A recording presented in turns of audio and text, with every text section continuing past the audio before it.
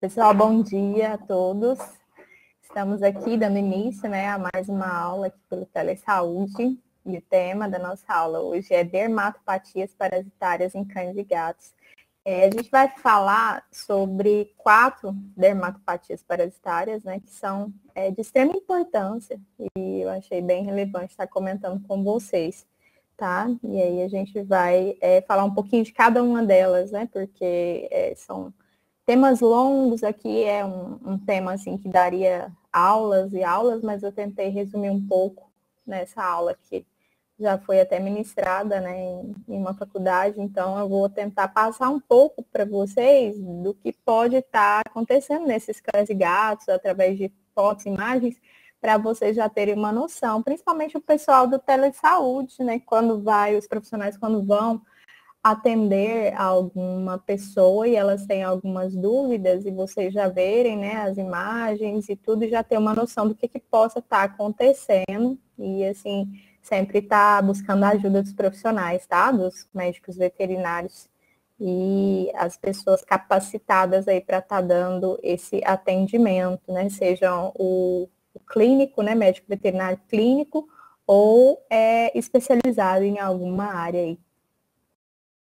Então, as 4 doenças que eu selecionei aqui para falar com vocês hoje é a demodiciose ou demodicose, né, mais conhecida vulgarmente como sarna demodésica, a escabiose, otocaríase e a leishmaniose. Todas elas são transmitidas por parasitas, né, sendo que a leishmaniose é um protozoário e as outras demais são através de ácaros. Então, a gente consegue ver que a demodiciose através do ácaro demodex, tá? A otocaríase, né, que seria a sarna otodésica, né, e aqui a sarna notoédrica, a sarna otodésica também. E aqui a gente consegue ver dentro de uma célula, né, de defesa, que seria um macrófago, né, do sangue do animal, ou até mesmo ali no linfonodo, as formas amastigotas da leishmaniose. Então, a gente vai falar sobre essas 4. Então, vamos começar com a demodicose canina. Então, ela é acometida através de ácaros do tipo Demodex. Esses ácaros, eles são considerados como agentes da microbiota, né, da parte normal da microbiota cutânea do cão, e eles são transmitidos através da cadela para o filhote durante os primeiros dias de vida.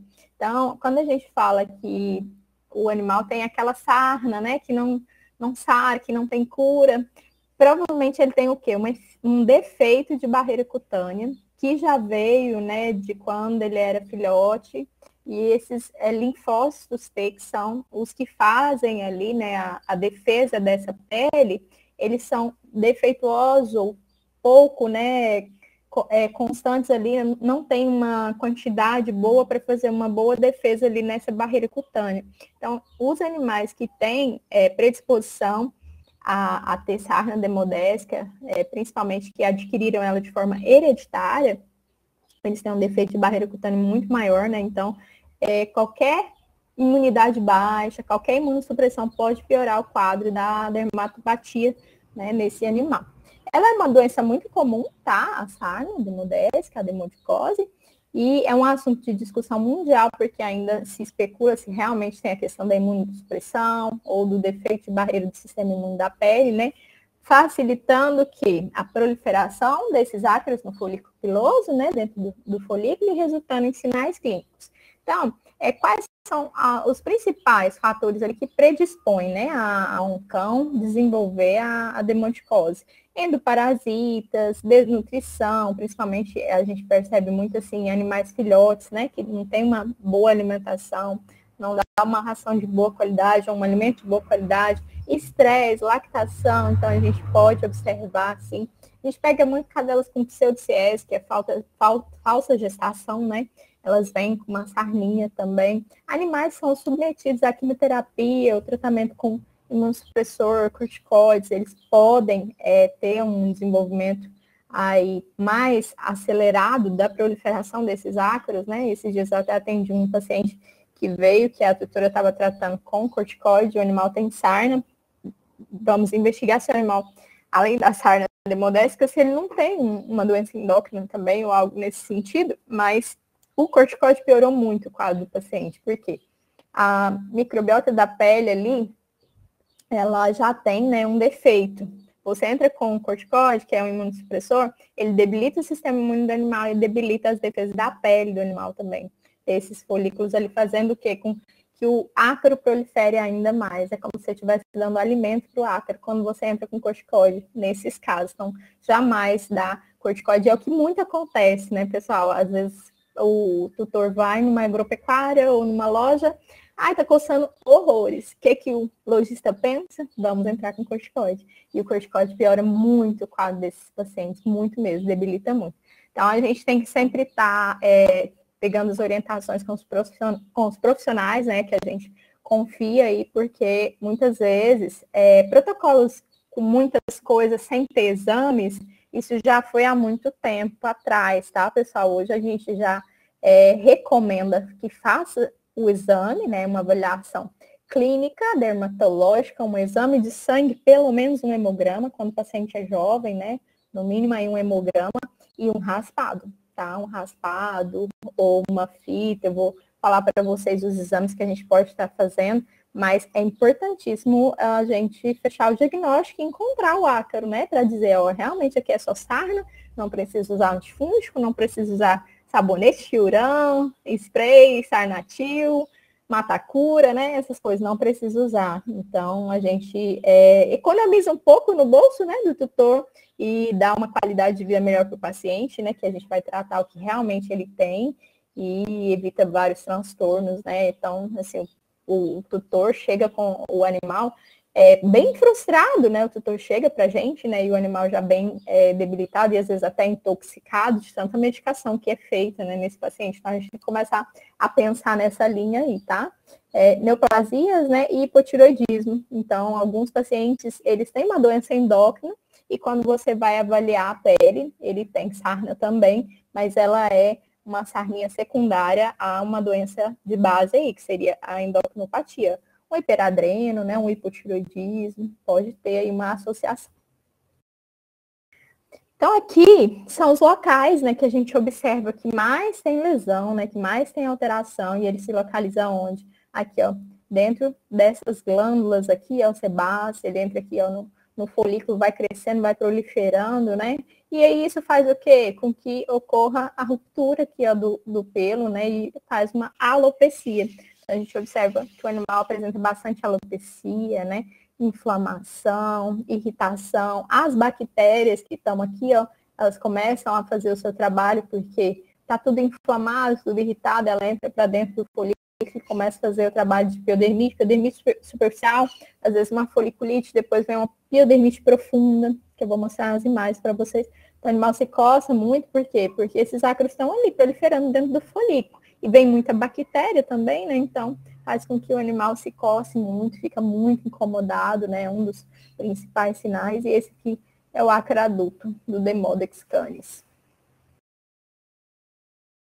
Aqui são os que a gente mais tem encontrado, né? Os Demodex que a gente mais tem encontrado. Então, esse aqui é o clássico Demodex causando a demodicose, né? Ou demodiciose canina, Demodex canis. Aqui a gente tem um mais alongado.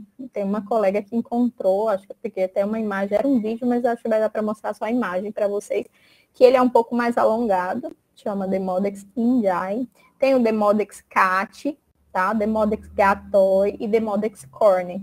Então, assim, tem várias espécies dentro do gênero Demodex, tá? Que a gente pode estar encontrando, mas o mais comum é o Demodex canis, que causa alteração de demodiciose, né, na pele do cão, principalmente. Aqui era para ser um vídeo, só que eu acredito que ele não roda aqui, de um Demodex indiae, né, bem alongado, bem compridão mesmo. Esse é menos comum encontrar. Então, existe a demodiciose localizada e a generalizada. Esses dias eu atendi uma localizada e uma generalizada de uma pacientinha pincher, que ela estava com gravidez psicológica, né, e ela fez uma única lesão no dorso. E aí a gente raspou, né, e veio os ácaros do tipo Demodex. E a generalizada é quando já está bem espalhado por todo o corpo, né? Então, aqui a gente observa que tem um local aqui que tem uma única lesão, então tem que fazer o descarte para outras doenças, tá, pessoal, também, dermatocutâneas aí, né? Às vezes uma doença fúngica, né? Uma dermatofitose, outras sarnas também podem estar envolvidas, ou até mesmo somente uma piodermite, né? Para a gente ter noção do que a gente está lidando e do que a gente está tratando, tá? Esse caso aqui é uma demodiciose generalizada. E aí o animal está todo irritado, com alopecia, sem pelo, né? Todo vermelho, a gente fala que a pele está o quê? Eritematosa, né? Então está bem avermelhada, inflamada e às vezes aqui com várias áreas de alopecia, sem pelo mesmo. E quais são os sinais, né, clínicos da demodiciose? Vermelhidão, eritema, né, descamação, bastante crosta, comedão. Eu vou mostrar um animal para vocês com comedões, porque aí acaba que o ácaro entra para dentro do folículo e ele entope ali, e aí o pelo cai e fica aquele sebinho ali tampando o folículo, né? Então fica um pontinho preto que eu vou mostrar para vocês. Alopecia, né? Pouco pelo ali, hipotricose. Pápulas, né, pústulas com inflamação, porque vem infecção bacteriana, então tem furunculose, tem crosta, exudação, né, ulceração, que aí já vai na camada mais profunda da pele. O animal pode vir com otite, que é a infecção, né, do ouvido, com inflamação de linfonodos, porque o acre, ele pode migrar, dependendo da quantidade de acre, e até para a corrente sanguínea. Então, pode afetar até a corrente sanguínea também. Febre, letargia, né? O animal fica bem debilitado e com bastante infecção bacteriana. Aqui são algumas imagens que eles fazem, olha aqui, uma alopecia periocular, né? Com eritema, né? Algumas vermelhidões, mas aqui a gente já pode perceber que a infecção, ela está atingindo a camada mais profunda da pele, né? Provavelmente a derme, então aqui eu já tenho uma piodermite profunda também, provavelmente, né? Aqui, ó, nessa região perilabial, olha como que o animal fica mais quietinho, mais tristinho, e olha como que o ácaro gosta dessa região ventral aqui, ó. Ele pega as patas, né, e ele vem aqui nessa região ventral, a face também, então o animal coça bastante. Às vezes tem animais que fazem somente patas, né, mais patas, que é uma pododermatite, localizada, né, mais nas patinhas ali, e ela vem com algumas alterações de coloração, de melanose, né, também, e com bastante piodermite profunda, ou seja, aqui está inflamado e tem muita infecção bacteriana lá para dentro desses folículos ali, e pode também ter o quê? A multiplicação do ácaro. Então, se a gente fizer uma punção, provavelmente seria o ideal aqui para achar os ácaros ao invés de raspar, porque eles não estão mais na parte superficial, provavelmente vai estar na parte mais profunda, né, dessa pele. Então, o diagnóstico para a sarna seria o raspado de pele profunda, esse é o exame padrão ouro aí para diagnosticar, né, os ácaros, é um exame de escolha, né, posso fazer de vários locais onde tem lesão, mas o ideal, pessoal, é que aperte mesmo, né, para poder raspar. Às vezes tem tutor que fala, nossa, vai doer e tal, mas a gente necessita desse exame dessa forma para a gente conseguir ver o ácaro, né, no sentido do pelo, ali de 1 a 2 centímetros, espremer a pele, né, aí a gente vai em lesões mais novas, mais recentes, onde tem pápula ou pústula, e evitando essas camadas aí que já estão ulceradas, né. Então, raspar até vir um sanguinho mesmo, até ter uma hemorragia. Aqui são os ciclos, né, de desenvolvimento da sarna. Então, a gente às vezes pega o ciclo todo, né? Quando faz um raspado, dependendo da quantidade de ácaros que o animal apresenta, né? A gente consegue ver a forma de ovo, larva, ninfa e adulto do ácaro Demodex. Aqui são algumas imagens minhas também, né? Aqui eu consegui ver o ovo, né? Aqui, ó, a larva. A gente tem, acho que aqui era uma ninfa e o resto já são adultos. Bastante. Então, o tricograma é o arrancar do pelo e avaliar ele no microscópio. Então, às vezes a gente consegue ver os ácaros aqui, ó, bem na haste do pelo, às vezes lateral, grudadinho, né? Aqui nessa região do pelo. É uma alternativa de raspado também, né? Às vezes você não raspa, mas arranca o pelo próximo às regiões de lesão. por exemplo, áreas perioculares são mais difíceis de fazer um raspado com lâmina, então a gente prefere fazer nesses locais mais delicados. Podemos fazer biópsia? Eu tive um caso, acho que eu vou mostrar para vocês, de biópsia. A gente não conseguiu achar ácaro no raspado e o animal foi para biópsia e encontrou duas doenças, né? Leishmania, e eu vou falar aqui de leishmania e sarna também. Então, às vezes, locais assim mais inflamados ou com granulomas, furunculose, as patas, por exemplo, às vezes ou a gente faz punção ou a gente faz já uma biópsia, porque às vezes só com um raspado a gente não encontra e pode acontecer, tá? A clínica muitas vezes é soberana, pessoal, então às vezes tem animais que a gente não consegue encontrar no raspado e o tutor não consegue pagar uma biópsia, né? E aí a gente já tenta aí fazer pelo menos uma isoxazolina, né? Um tratamento aí de acaricida para a gente ver se tem uma resposta. Outros métodos seriam o exame do exudato, né, ou de fita, ou por aspiração de agulha, que é o que eu falei para vocês. A de fita eu uso bastante, tá? Tem um slide aqui, deixa eu mostrar para vocês. Esses slides aqui, ó, esse, por exemplo, a gente pega uma fita de durex mesmo, prega na pele do animal, aperta bem, e os ácaros vêm, olha a quantidade de ácaros. Então, essa é uma das que eu gosto bastante. O raspado e o tricograma também eu tenho gostado bastante. Então, são exames, né, e ferramentas baratas de diagnóstico para a sarna, ao invés de estar tratando sem ter aí essa questão de fazer um raspadinho ou uma fita, né, ou um exame.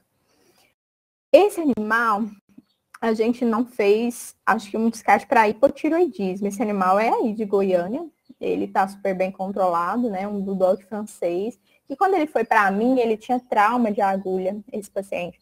Por quê? Porque fizeram bastante ivermectina nesse paciente, acho que fazia uma vez por semana ou até duas, e ele tomou trauma de agulha. Então, quando ele ia fazer as vacininhas, até ficava meio traumatizado, né? E a gente optou por fazer banhos com shampoos e o comprimido, né, de tratamento aí de sarna, que hoje já tem no mercado, que eu vou falar para vocês. Mas ele tinha bastante sarna, olha aqui, já tem lesão de alopecia bem pronunciada aqui também, né? Sem pelo, né? Com bastante rarefação pilosa. E assim, esse animal, ele apresentava bastante prurido também, bastante coceira, né? O animal sente muito. E aqui, ó, a gente consegue mostrar para vocês o que eu falei, que são os comedões. Então, a sarna entra para dentro do folículo, né? E forma esses pontinhos enegrecidos aqui, que ela entope o folículo. E que é o animal já recuperado, né? A gente fica super feliz de ver que o animal tem uma qualidade de vida, e esse sim é um animal que tem sarna hereditária. Se ele ficar sem a medicação acaricida, ela volta novamente. Então, esse é um pacientinho de eleição para me testar se ele não tem hipotiroidismo também. Foi solicitado, né, e a paciente, a tutora não fez esse exame para a gente, mas está super controlado. Sempre mantém uma medicação de imunidade esse paciente, né, que é importante, não só para a pelagem, mas para o organismo como um todo, né? Os banhos com shampoos que ajudam, né, a manter a manutenção dessa barreira da pele, né? E a questão de sempre manter o acaricida em dias, tá?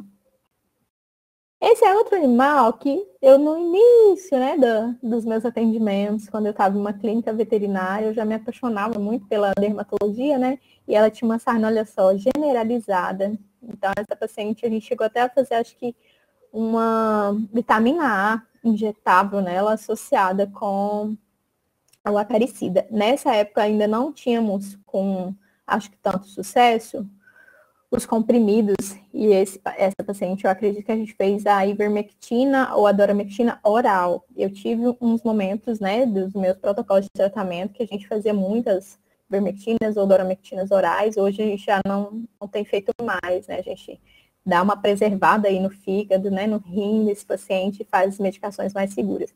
Mas ela ficou linda, né, essa paciente. Aqui a gente tem que entender que, além da sarna, a gente lida com infecções bacterianas. São bactérias, são ali na própria pele, né, do animal, e aí em um período de imunidade baixa e até de lesão, olha só o que a bactéria faz, né? Bastante pústula, bastante pus, bastante inflamação. Podemos ter o pseudo-intermédios, E. coli, né? Pseudomonas, podemos ter mais de um agente aí acometendo essa pele. E os cuidados são relacionados com a resistência, que eu sempre falo para vocês, né? Então, muitas vezes eu não uso antibiótico. Acho que a grande maioria das vezes eu não uso antibiótico, só quando eu tenho muito profunda mesmo, que o animal realmente está generalizadão. Nesse caso aqui, provavelmente teve que entrar, né, com antibiótico terapia também, sistêmica. Mas, dependendo do caso, eu vou super bem somente com a terapia tópica, tá? Com shampoo antisséptico, que tem uma boa ação antibacteriana também. Então, vamos usar aí um shampoo, né? Eu gosto muito do peróxido, ou às vezes uma clorexidina com outro agente, que a gente não tem somente a clorexidina, dependendo da concentração, né? A gente não tem somente a clorexidina com uma concentração. Às vezes ela é muito, muito, muito concentrada, né? Irrita muito, às vezes a concentração é muito baixa. Então, as associadas têm uma concentração aí legal, que seria entre 2 a 3%. O hexadene acho que é 3, esse aqui, o peróxido, ele é a 2,5, então ele tem um poder o quê? De secar, né? Essa pele vem muito exudativa, né? Ela vem muito seborreica, oleosa, às vezes. Então, o peróxido de benzoílo é um dos eleitos aí para a gente utilizar no início, né? Eu utilizo ele no início do tratamento da sarna para limpar bem essas escamas, tirar essas crostas, e depois eu vou com uma terapia mais calmante, mais hidratante, tá? Então, os banhos podem ser semanais, e aí, dependendo do acaricida que você utilizar, né? Você vai estar fazendo ele de acordo com o protocolo do fabricante. E após a melhora clínica, a gente ainda mantém um período de até 6 semanas nesses banhos. Existem algumas doenças sistêmicas subjacentes que a gente sempre tem que fazer, né, o hemograma, para descobrir. O amitraz, eu não vou falar muito, tá, pessoal? Senão nós vamos ficar aqui muito tempo hoje na aula. O amitraz foi usado por muitos anos, né? E, assim, ele salvou a gente em muitos casos, né? Fazendo o banho, muitas vezes. Só que hoje a gente percebe que eles têm vários efeitos adversos, então a gente já tem outras medicações mais seguras, tá? Evitar ao máximo esses produtos aí que podem estar intoxicando esses animais, principalmente gatos, né? A gente tem no mercado as lactonas macrolíticas, seria o quê? A mebamicina oxma, né, com praziquantel, às vezes a ivermectina. Só tem que tomar cuidado que alguns animais a gente pode ter alguns efeitos adversos, a moxleptina e a doramectina. Esses eu já não uso mais também, tá? Então, assim, é raríssimo eu usar uma ivermectina no animal. Só se a pessoa for bem, bem carente mesmo, não consegue comprar um tópico ou um comprimido, né? E às vezes a gente vai ter que lançar a mão da ivermectina. Esses outros, alguns são tópicos, né? E esses são os orais, só que eles são destinados para bovinos, muitas vezes, e a gente já utilizou um protocolo aí para cães. Hoje a gente já não utiliza mais, tá? Então, tem grandes efeitos colaterais aí que a gente tem que pensar muito. Então, hoje a gente já está numa linha das medicações mais seguras, tá? Então, a ivermectina é bem difícil ela atingir uma resposta quando ela é feita um período mais longo, né? Então, às vezes, tem que estar fazendo todo dia, e eu acho, assim, bem dificultoso. Eu acho prático dar o comprimido, que é uma vez, e a cada 30 a gente vai estar fazendo a repetição, mas a cada 15 a gente reavalia esse quadro desse paciente, né? Para ver como é que está indo a resposta para a sarna. Aí hoje a gente tem, eu ia colocar e não deu tempo, né? Acabei que eu esqueci do Credelio também, são as isoxazolinas. Existem vários, né, no mercado. São famílias bem parecidas aqui, ó, Sarolaner, Afloxalaner, Furalaner, mas todos têm um efeito aí acaricida também. Qual que é o único que tem em bula, né? E que fala que realmente vai atuar na sarna é o Simparic. Então, esse é o meu de eleição para a gente estar fazendo o tratamento da sarna. Os outros tratam também ou é só por carrapato? Eles tratam também, tá? A gente tem um acompanhamento de uma colega com o NexGard que foi excelente. Alguns colegas fazem Bravecto, que o período de ação dele é de 3 meses, né? Então, eu gosto muito dos mensais, porque eu acompanho mais a fundo, tá? Esse paciente. Então, eu prefiro os mensais inicialmente. Depois, para manutenção, a gente pode pensar em manter com um Bravecto. Duração do tratamento, a gente não deve confiar na aparência, tá? Então, sempre fazer os raspados, olha só, de 3 a 5 raspados negativos, aí continuar o tratamento um mês após. Prognóstico é muito bom, a gente vê resultados fantásticos, né? O tratamento é longo, a gente tem que estar monitorando esse paciente durante 1 ano. e esses pacientes não podem ser destinados à reprodução, não podem cruzar. Então, a gente recomenda castrar, porque pensam, todos os filhotinhos vão nascer com aquela doença hereditária, que é a sarna, tá?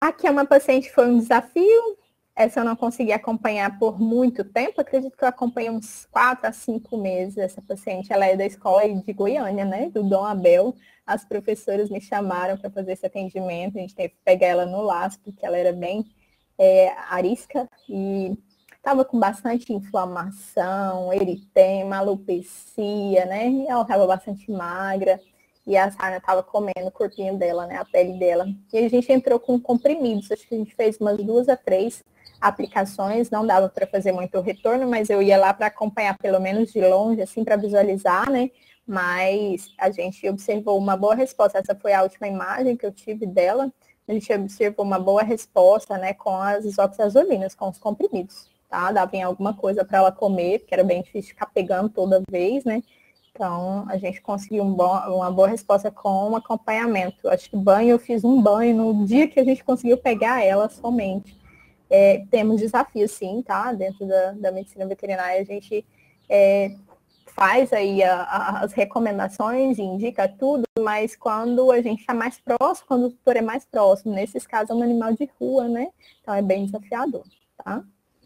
E vamos falar agora sobre a sarna sarcóptica, né? Que é a escabiose canina. Essa ela é uma zoonose, tá, pessoal? A demodésica, ela não passa para nós.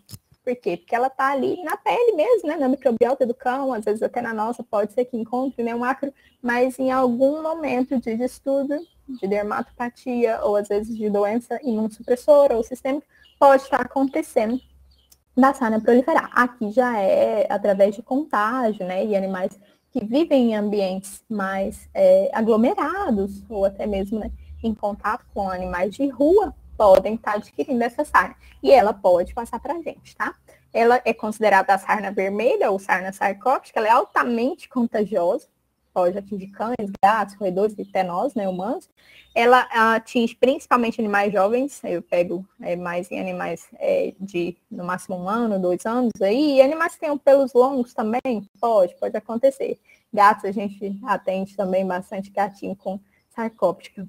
Ela é transmitida através desse ácaro, né, arredondadinho, que é o Sarcoptes cabeis, ou canis, né, tem bastante pruri, bastante coceira, o animal coça muito, né, lesões papulo-crostosas, muita crosta, tá, hiperqueratose, aumento, né, daquela espessamento da pele, escamações, né, vermelhidão, escoriações, a pele fica como se tivesse de rachadura, né, liquinificada, rachada. E pode acontecer de ter animais assintomáticos, sem lesão, mas que tem aí, que albergue o ácaro. Pode acontecer, essas são as regiões de predileção, a gente pega bastante em patinhas, né, bastante avermelhada, eritematosa, sim, a região auricular, região abdominal ventral também, tá? E a região do cotovelo são as regiões de predileção. Então, aqui a gente observa um cão com sarcóptica, né? Olha só, bem avermelhado. Por isso que é importante o raspado, né? Confunde bastante. Vai que você manipula esse animal, que bonitinho, vou levar para casa, né? E leva o animal e pegou sarna em todos da casa. Então, tem que tomar bastante cuidado e, às vezes, quando for pegar um animal de rua, já levar para o veterinário para fazer os exames, né? Principalmente os raspados nessa pele, para investigar qual é o tipo de ácaro que está cometendo ali, tá? Olha só, aqui é o que eu falei para vocês de liquinificação, né? Às vezes, crossos, bastante crossos, né? O animal fica debilitado pelo opaco, né? Pelo bem feio, bem ressequido, né? Bem estranho mesmo. E o animal até para de se alimentar, né? Por conta do ácaro. E olha só a zoonose aí, né? Que as lesões que podem acometer os humanos. Eu já peguei, né? Sem querer querendo, a sarna sarcóptica também. Já peguei tudo, né? A sarna sarcóptica, eu adquiri ela uma vez quando uma pacientinha foi ao consultório, eu estava de jaleco, né? E ela era paciente de vacina, né? De acompanhamento clínico. E nesse dia eles foram justamente por conta da pele. E ela já chegou toda alegre e pulou em mim. Ela não tinha muita lesão visual, né? Quando você vai investigar a fundo, você consegue ver uns pontinhos ali, mas visualmente não. E ela pulou em mim. E geralmente a gente passa a mão no jaleco, alguma coisa aí. Fui atender ela, né? de luva e tudo, mas eu consegui adquirir essa sarna e ela veio nessa região aqui, ó, do pescoço, com essas lesões aqui, ó, bem clássicas, que começa o quê? Um pontinho bem avermelhado, irritativo, que ele faz o quê? Faz uma pustulazinha aqui, né? E depois ela fecha, né? Ela se seca e aí vai espalhando mais ainda. É o acre ali, né? Proliferando. Fazendo aquele túnel ali, né? Na nossa pele, cavando as galerias. A notoédrica se parece muito, né? Ela é a escabiose felina, como se fosse essa que eu acabei de dizer para vocês, né? Então, ela é considerada uma zoonose também, né? Principalmente entre os gatinhos, né? Transmite bastante aí entre os gatinhos. Ela, na verdade, pode ser transmitida para nós? Pode também, tá? Pode, às vezes, passar. Sinais clínicos. Essa daqui, na verdade, essa daqui não pode passar. A outra do cão que pode. Isso. Essa do gato é mais entre os gatinhos mesmo, tá? Então, sinais clínicos. Alopecia, hiperkeratose, olha só, sem pelo, bem aumentada aqui a pele, bem espessada, né? Bem queratótica, placas crossosas, pápulo-crossosas, então a pele vai descamando, né? Vai saindo aquelas croças e escoriando, como se estivesse derretendo ali essa pele. E o acre é esse acre arredondadinho, que é o Notoedris cat, tá? E ela pode causar essas lesões aqui, ó, principalmente na região da face. Percebam como que o animal fica debilitado, né, nessa região aqui, vai perdendo o pelo, né? E vai ficando bem irritado, bem avermelhado e se coça muito. Olha a região aqui, ó, da região da periauricular e da orelha, né? Também. Da ponta da orelha, aqui, ó, essa região da ponta da orelha, né? Então, nesses casos aqui, é recomendado sempre fazer o raspado, ou fita, né? E avaliar os condutos também, avaliar os ouvidos desses pacientes. E o diagnóstico dessas, né? Tanto a sarcóptica quanto a notoédrica. A gente sempre pede para fazer a avaliação dessa pele, né? A avaliação do histórico desse animal, os sinais e o raspado. Importante, raspado e muitas vezes otologia, né? Otoscopia e histologia do conduto auditivo também. Pode nos ajudar muito. Às vezes só com a otologia ali, a otoscopia, a gente já consegue ver, né? Os ácaros ali, dependendo do tipo do ácaro, a gente já consegue visualizar. Tratamento pode ser feito através de banhos, mas vamos evitar os banhos diametrais nos gatinhos, né? Então, muitas vezes eu opto por fazer puron, pipetas, né? Com milbemicina óxima, às vezes uma Advocation, um Revolution, né? Que é o que a gente tem utilizado, a silamectina, o Revolution. Ou, às vezes, o fipronil spray. Esse aqui é um produto que pode ser usado em cães e gatos a partir de 2 dias de vida. Ela é uma base antiga, né? Tem mais de 20 anos que tem o fipronil no mercado. Mas ele tem atuado super bem nas sarnas, tá? E aí a gente tem essa questão de, às vezes, animal muito jovenzinho, ele é o que vai ser indicado. Então, a gente pode estar fazendo a aplicação dele também. Esses de pipetinhas, a gente pode estar fazendo aplicações, né? Às vezes eu faço a cada 30 dias e vou observando o animal. Então, depende muito de cada fabricante, esses produtos, tá? Ivermectina não temos usado muito, né? E podemos utilizar também para a sarna, principalmente em cães, né? Essas isoxiazolinas. Hoje já existe no mercado o Bravecto transdermal, tanto para gatos quanto para cães. Eu não coloquei ele aqui, mas já existe também, que pode ser colocado na nuca ali, porque às vezes tem gato arisco, que é difícil de dar comprimidos, né? E ele não tem para gato em formato comprimido, mas tem o transdermal já. Perfeito, excelente, podemos estar utilizando também. E olha a praticidade, né, pessoal? O comprimido é palatável, a gente administra o produto, não tem que ficar dando ivermectina sempre, né? Então, a ivermectina é mais aquela questão que eu falei para vocês, né? Pessoa bem carente, não tem condições mesmo, doutora. Aí a gente pode pensar numa ivermectina, alertando sempre que tem os grandes riscos de efeitos colaterais. A sarna de ouvido, que é a sarna otodésica, ela é causada pelo Otodex quinotes, tá? Essa sim é contagiosa, aquela que eu falei, autocarise do gato, aquela que eu tinha comentado, não, vamos voltar aqui só para lembrar para vocês. Notoedris cat, ela é mais de um gato para outro, tá? Otodex quinotes, essa sim, já é uma sarna contagiosa que pode ser contagiosa até para nós, tá?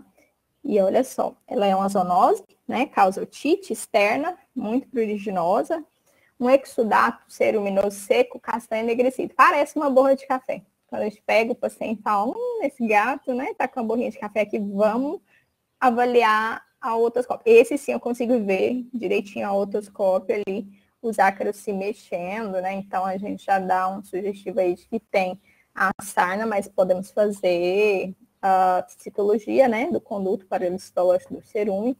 Reflexópio podar quando você coloca algo ali dentro desse conduto e o animal, né, se coça bastante. E faz também o exame de otoscopia direta, que é através do otoscópio. Então, esses são os ácaros, né, bem estrelados eles. Aí, quando você faz a visualização no otoscópio, você consegue ver esses pontinhos esbranquiçados, como se fosse, né, uns cristalzinhos ali dentro do conduto.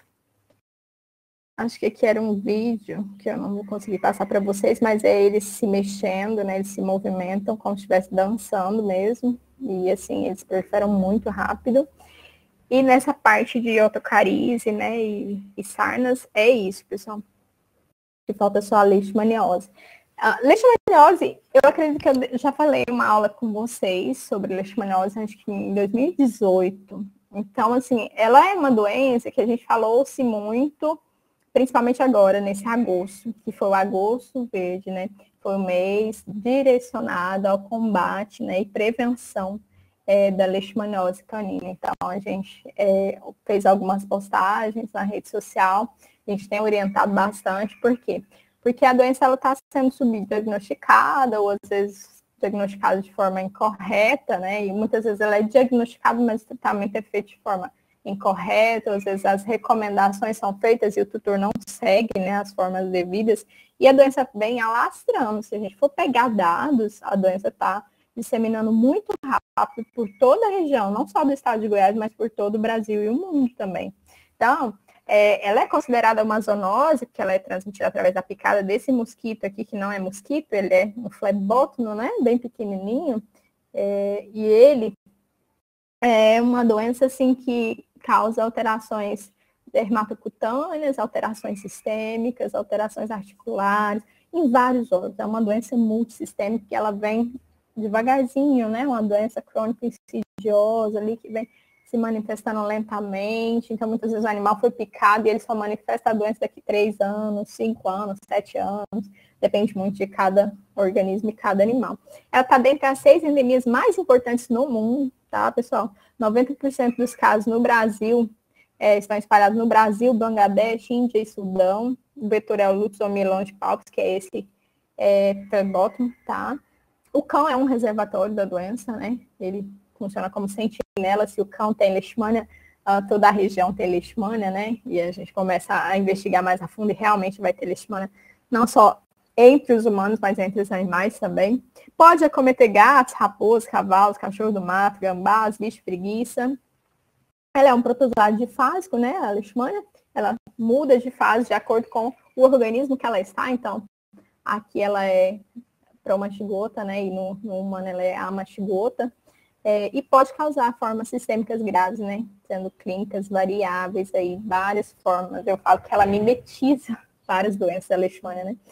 Ela causa também alterações tegumentares bastante relevantes, tá? Por isso que nós, dermatólogos, a gente pega bastante animal com leishmaniose, porque chega pra gente animais com lesões de pele, lesões dermatológicas, e a gente vai fazer a avaliação como um todo. Ele tem alteração em todos os sistemas, não somente no sistema tegumentar. Então, ela causa uma ferida brava, né? Nariz de anta, muitas vezes ela era chamada, né? Botão da Bahia, úlcera de Bauru. Acho que úlcera de Bauru, quando eu era bem menina mesmo, bem jovenzinha, eles falavam dessa úlcera de Bauru na perna de seres humanos, né? Na perna dos humanos, ou em algum local ali da pele, parecendo uma úlcera mais crostosa mesmo. Então, ela é distribuída por toda a região do Brasil, né? Sendo considerada aí uma zoonose. Tem várias espécies de leishmania, né? Mas a gente observa aqui o brasiliense e a mexicana está aí, né? Entre as que mais estão sendo estudadas. Ela pode causar emagrecimento, caquexia, onicogrifose, seria aquelas unhas em crescimentos maiores, né? Lesões cutâneas, blefarite, inflamação dessa região aqui, ó, palpebral, né? Febre, anemia, insuficiência renal, linfonodos aumentados, gânglios, né? Tendência a bem aumentados, uveíte, alterações oculares, úlceras, né? De córnea, é o que a leishmania tem causado. E aqui são alguns animais, né? Com quadros típicos aí de leishmaniose. Observe que esse animal está bem caquético, né? Bem magro. Aqui ó, ele começa a afundar essa parte da têmpora, né? Desse animal. As unhas começam a crescer, esse aqui não dá para ver muito, e esses animais apresentam bastante alteração, muitas vezes de desidratação também, porque ela tende a afetar vários órgãos, não só a pele, né, o rim, o fígado, e esse animal vai se debilitando. Então aqui é um animal bem caquético, né, animal com alteração ocular, em plano nasal, olha só, onicogrifose seria esse crescimento exagerado das unhas, tá? Às vezes pode vir com dermatites, né, nessa borda da orelha, aqui na ponta da orelha pode também. Olha só, a perca da arquitetura do plano nasal nesse animal, que a leishmania foi comendo, né, e destruindo. Pode ter leishmania em gato, né, pode ter leishmania em gato. O gato, por ele ter esse hábito aí mais crepuscular, né, mais à noite, só que ele é pulante, né? Muitas vezes ele fica mais agitado, às vezes pode ser que o mosquito não o pique, né? Por conta desse hábito. Mas pode acontecer, e olha só essa região. Lembra uma sarna, né? Lembra uma sarninha que a gente disse lá anteriormente. Então, é bom sempre fazer o raspado. Não observei sarna, não observei nada. Opa, vamos testar outras doenças, vamos testar outras coisas também, uma sorologia. Então, aqui, ó, ele teve uma perca desse leito ungueal aí, que inflamou, né? E a unha vai se perdendo, vai tendo uma pododermatite também, bastante considerável. Aqui é o que eu disse para vocês, a perca da arquitetura do plano, aqui é o da têmpora, tá? Bastante anemia, eu posso encontrar esses animais, e linfonodos, aqui é o linfonodo poplíteo aumentado, animal caquético, né? Com algumas lesões dermatocutâneas e bem magro, às vezes pode apresentar epífisis também, eu não sei se eu coloquei, que é sangrar pelo nariz, pode confundir com hemoparasitose, né, doença do carrapato, pode também. Aqui, ó, esse é um animal, essa foto foi cedida por uma colega que trabalhava na vigilância epidemiológica de Caldas Novas. Então, olha só, em Caldas Novas, pinga, né, de leishmania, Caldas Novas, Barra do Garça, quem mais? Pirinópolis, essas regiões mais quentes aí, região do Nordeste, algumas regiões têm muita leishmania, e agora ela está espalhando. Então, aqui em Jataí, a gente já encontrou casos que nunca saíram daqui e são positivos para a leishmania. Então, a gente tem que começar a olhar com maior cuidado para esses pacientes que chegam com lesões dermatológicas, tá? Porque aí ele pode estar infectando todo o bairro, toda a região, porque o mosquito está se espalhando. Então, quem vai espalhar a doença é o mosquito, mas ele tem ali hospedeiro ali, né? Ele tem um reservatório que ele vai sugar o sanguinho daquele reservatório. E ali sugando, ele vai fazer o repasse, vai, né, contaminando outros animais e até os seres humanos.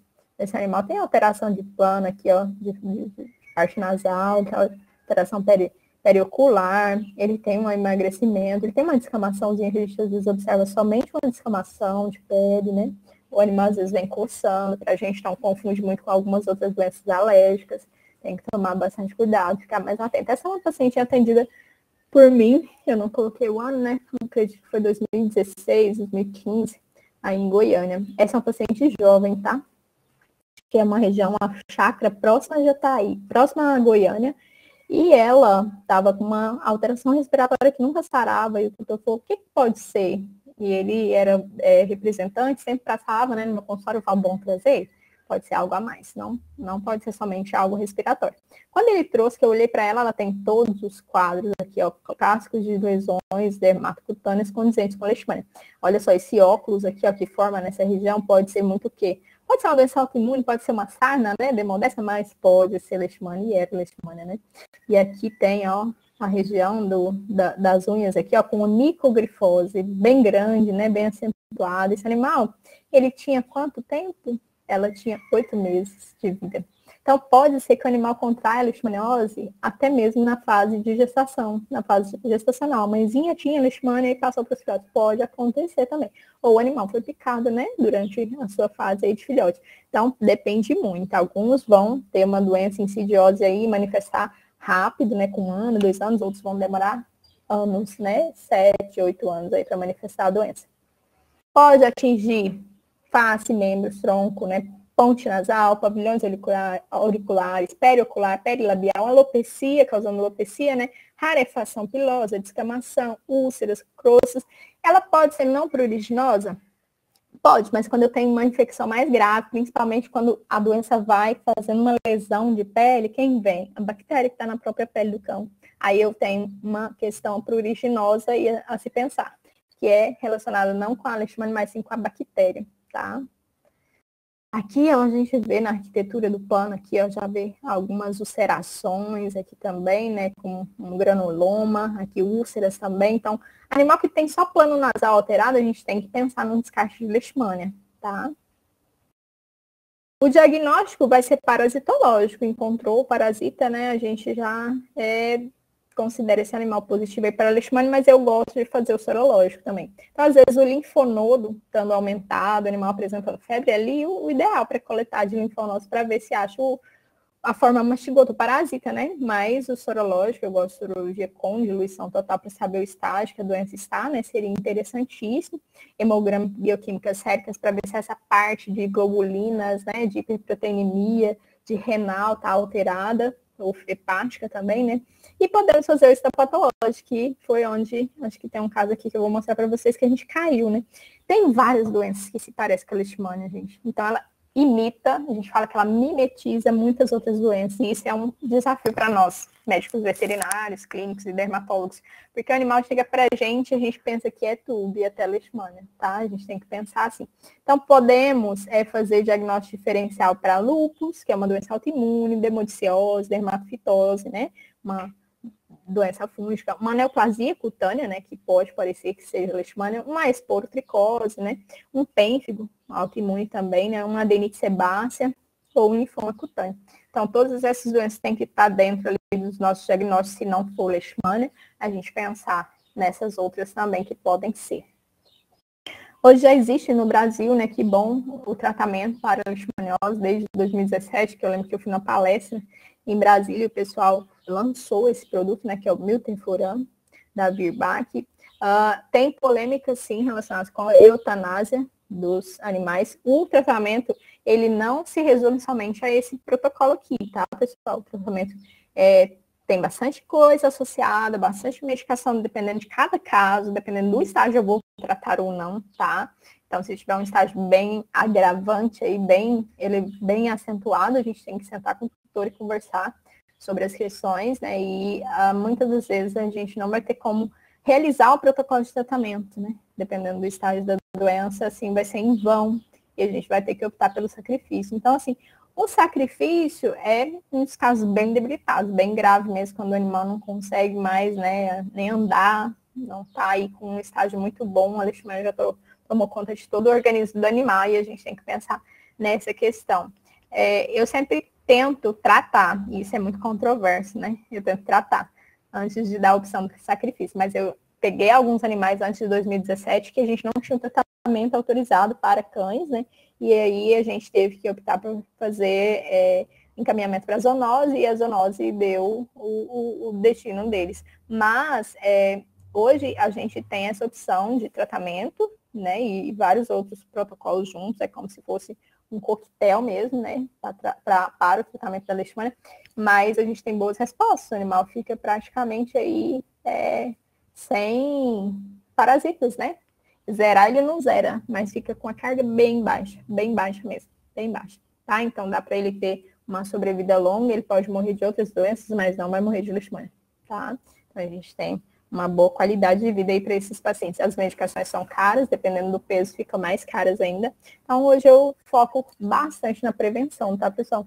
Eu acho que prevenir com coleiras ou vacinação vai ser o ideal para a gente evitar aí que essa doença se alastre e sempre fazer um manejo, né, do ambiente aí que eles gostam, os mosquitos, de matéria orgânica de decomposição, onde tem água, né, árvores, é ali onde ele vai se proliferar e depois vai sugar o sanguinho, né, das pessoas, dos humanos e dos animais para fazer o seu ciclo. Então, pessoal, a gente pode fazer a prevenção através de inseticidas, repelentes, né, pipetinhas que colocam na nuca, que repelem mosquitos também, previne pulga, carrapato e mosquitos. Coleiras, a gente tem, né, várias no mercado aqui, coleiras excelentes. Vacinação pode ser feita, só que aí a gente tem que fazer uma sorologia para ver se o animal não tem a doença para começar o protocolo vacinal.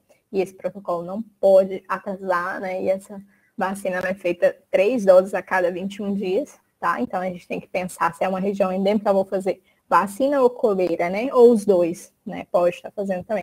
E controlar o vetor no ambiente, né? Principalmente, eu acho que esse é o foco principal. Tem 2 casos interessantes. Olha só, esse animal não tinha praticamente nada de lesão. E ele chegou para mim, um pincher que veio da Barra do Garça. E esse pincher é de um colega, né? Era de um colega. E ele veio com leve coceira, somente isso que ele apresentava. E ele estava tomando uma medicação para coceira, só isso. Não era corticoide, mas era um imunomodulador para coceira. Beleza, atendi no primeiro dia, não vi muitas alterações, fiz raspado, fiz coleta em tudo, nada. Com 10 dias eu pedi um retorno. Quando ele foi para o retorno para mim, aí no retorno eu já fiquei mais atenta. Aí no retorno, aqui, 10 dias. Então foi em 2018, né? Tem a data que eu atendi esse paciente. Olha só, já começou a ter uma alopecia maior, esse animal já estava com um pouco de dor, mais debilitado, e aqui, ó, quando eu palpei o linfonodo, estava aumentado, ele tinha febre, apresentava febre nesse dia, após 10 dias, né? Falei, opa, aqui, então agora eu já vou, né, investigar mais. E eu não estava atenta na questão da região, acho que depois que eu comecei a atinar, qual a região mesmo? Barra do Garça. Vamos fazer a sorologia para leishmania. Coletamos para sorologia, mas eu fiquei atenta ao linfonodo. Falei, vou coletar do linfonodo, porque se tiver leishmania eu vou ver no mesmo dia. E não deu outra, né? Ele, acho que aqui foi um período de tratamento, mas aqui, ó, no linfonodo, olha o que a gente observa, bastante macrófago, linfócitos, né, macrófagos com tanto de leishmania, ó, das formas amastigutas da leishmania aqui dentro. Então, esse animal, ele estava no estágio mais avançado. Ele chegou a tratar, mas não foi muito bem, e eles optaram pelo sacrifício desse animal. E esse segundo caso é de uma pacientinha que tinha 10 anos. Essa eu acredito que ela está viva, foi de um colega, eu atendi em conjunto em uma clínica. A gente suspeitou que ela estava com dermatite atópica, que se coçava muito e no raspado só via malacésia, bactéria, não via nada além disso. E ela foi adotada. Ela era de um canil, acho que ela era procriadora, né, de um canil e tudo. E o pessoal doou ela. Estava bem judiadinha, né, bem debilitada, uma pugzinha, com bastante lesões, ó, de alopecia, coçava horrores. E na biópsia, o que a gente observou? Sarna, sarcóptica e leishmania. Então, assim, essa foi uma paciente que foi um desafio pra gente, porque nos raspados a gente não encontrou muita coisa, né? E na biópsia a gente veio a surpresa de 2 doenças ao mesmo tempo. Então, provavelmente ela adquiriu, né, uma sarninha, mas a doença de base dela era leishmania, né, que ela já estava provavelmente, e aí no período de mudança, às vezes de casa, né, troca, cai a imunidade, piora um pouco o quadro. Ela está em tratamento conjunto, não só fez a miltefosina, né, mas o milteforam, mas ela fez outros protocolos associados com banhos, né, terapêuticos, dieta de boa qualidade. Essa paciente, ela, até o momento que eu tive informações, ela vivia super bem com a tutora. Então, o manejo do cão com leishmaniose é um desafio. A gente precisa falar mais sobre isso, precisa estar mais atento ao diagnóstico, tá? E precisa testar mais esses animais. Eu acho que esses animais devem ser testados, acho que a vigilância poderia melhorar. O caso que a gente diagnosticou aqui, aí eles começaram a testar quase todos do bairro, porque a paciente nunca saiu da casa e foi positiva. O que está acontecendo? É o mosquito que está aqui ou são animais que estão, né, espalhando a doença e passando de um para o outro, e tem mais animais positivos? A gente pediu para a doutora lá da zoonose começar a fazer, né, essa busca e essa investigação também. Então, a gente precisa compreender melhor a doença, tá? Diagnosticar melhor a doença, estadiar é o quê? Saber qual estágio que o animal está da doença e se dá para ter aí um protocolo de tratamento e escolher o melhor protocolo de tratamento para evitar também as recaídas, né? Então, esse cão deve ser acompanhado a cada 3, 4 meses, ele deve ser acompanhado com exames, né, bioquímicos e fazer toda aquela controle, né, e prevenção, controle dos flebotomínios, né, que eles estão espalhados aí por todo o mundo, né, e políticas públicas, né, divulgação, acho que isso poderia ser melhor divulgado aí para prevenção mesmo da doença, porque muita gente não faz vacina, a gente fala é como se entrasse aqui e saísse ali, coleira muito menos, ai, tudo muito caro, faço isso não. Quando o animal chega doente, a culpa é de quem? Muitas vezes, ai, ninguém falou nada, a gente sempre fala, eu faço podcast aqui com os meus clientes no consultório avisando, prevenção de vacina de virose, raiva, prevenção da leishmaniose, vamos fazer os exames de fezes, né, para ver se realmente tem verme, vamos fazer o controle de pulga carrapato, porque está tendo muito hemiparasitose nesse período agora de calor, a gente sempre orienta, só que eu acho que cabe a responsabilidade ao tutor também fazer a parte dele. E políticas públicas, elas vão nos ajudar, porque vai ser um reforço, né? A gente sozinho não consegue, eu acho que tem que ser uma união mesmo. Essas são as referências, pessoal. E é isso. Muito obrigada. Eu acho que eu tentei fazer um resuminho, porque eu achei importante falar um pouquinho sobre essas doenças, né? Acho que principalmente a dermaticiose e a leishmaniose, elas são bastante importantes, tá? E causam bastante dor ao animal, coceira, lesão, alteração, muitas delas. E aí a gente veio aqui para ajudar vocês, porque muitas são zoonose, né? E elas podem estar sendo transmitidas para nós também. Fiquem mais atentos e muito obrigada.